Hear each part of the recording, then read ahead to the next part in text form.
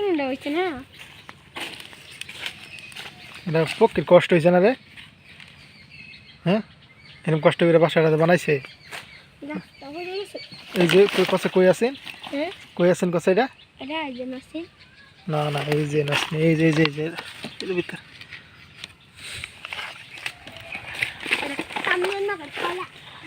আসসালামু আলাইকুম বন্ধুরা আশা করি আপনারা সকালে ভালো আছেন আল্লাহর রহমতে আমরা ভালো আছি তো আমাদের এখানে কাল থেকে হঠাৎ করেই বৃষ্টি এবং আজকে প্রচণ্ড বাতাস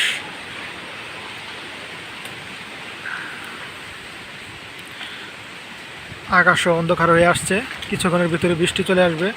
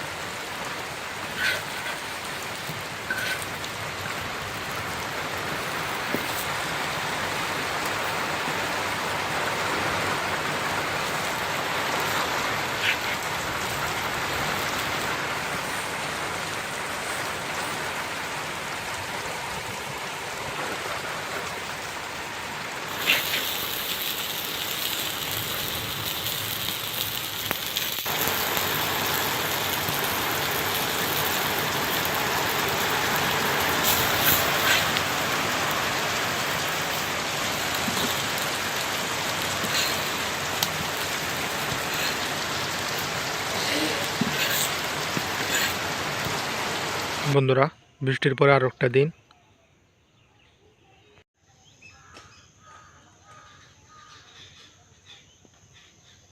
কালকের বৃষ্টিতে সরিষা ফুল সবগুলা ঝরে গেছে আপনারা এর আগেও ভিডিওতে দেখছিলেন যে সরিষা ক্ষেতে সরিষা ফুল ভর্তি, কিন্তু আজকে আর নেই।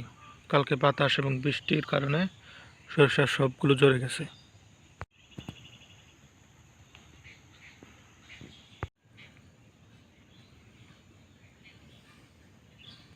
অনেকে জিজ্ঞেস করছিলেন যে ভাই এই বোতলটা এখানে টাঙ্গানো কেন? তো এটার কারণ হচ্ছে এটার ভিতরে যে হুইল পটার আছে, কাপড় ধোয়ার যে পাউডারটা আছে ওটা গুলে রেখে দিলে এটার ভিতরে যত কীটনাশক আছে ওই ঘ্রাণে এখানে এসে এর ভিতরে পানি দেওয়া থাকে, তারপরে এখানে এসে মারা যায়, যার কারণে ক্ষেতকলা কীটনাশক মুক্ত থাকে। ওই দিন আপনাদের ভিডিওতে যেই ফুলগুলো দেখাইছিলাম, তো এইখানে ওই ফুলগুলো একদম প্রায় শেষ অবস্থা। এখন দুপুরে দেখা যাবে রোদ ওঠার পরে কি এগুলো আবার সেই আগের মতো হয় কিনা। কালকে সারাদিন বৃষ্টির পর আজকে সকালে মিষ্টি একটা রোদ উঠেছে।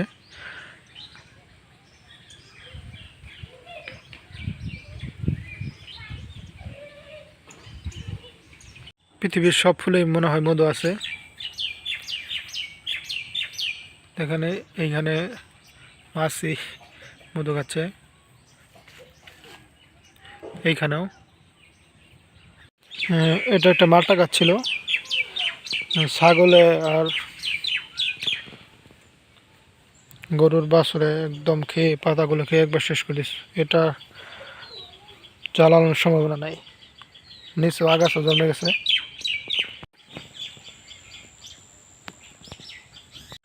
কালকে বৃষ্টির পর মনে হচ্ছে সব কিছুই যেন একটা পান ফিরে পেয়েছে, খুবই ভালো লাগতেছে। মিষ্টি একটা বাতাস বয়ে যাচ্ছে। আর একটা জিনিস দেখায়,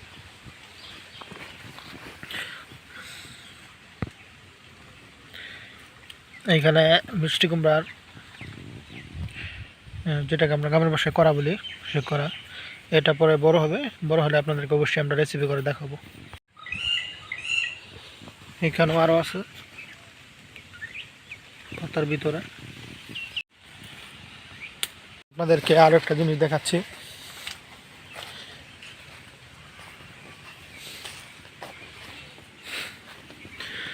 বৃষ্টির কারণে কলা গাছ উপরে পড়েছে।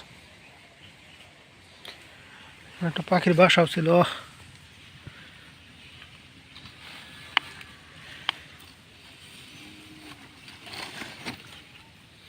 কলার ভিতরে পাখির বাসা। আসলে জিনিসটা দেখে অনেক কষ্ট লাগলো। এটা তৈরি করতে কিন্তু পাখির অনেক কষ্ট হয়েছে। কালকে বৃষ্টির কারণে আর বাতাসের কারণে গাছটা উপরে পড়ছে, যার ফলে পাখির বাসাটা নষ্ট হয়ে গেছে, যে এখানে বাসাটা করছিল।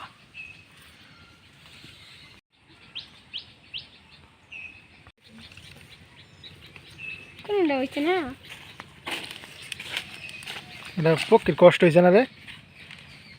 হ্যাঁ, এরকম কষ্ট করে বাসাটা বানাইছে। এই যে কষে কই আছেন, কই আছেন কষে এটা? না না, এই যে নাচনি, এই যে এই যে এর ভিতরে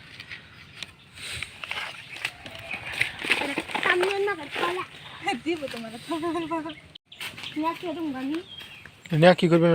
থুয়া দিন ওর পক্ষে এটা নিয়ে আবার বাসা বানাবো, বানাবো।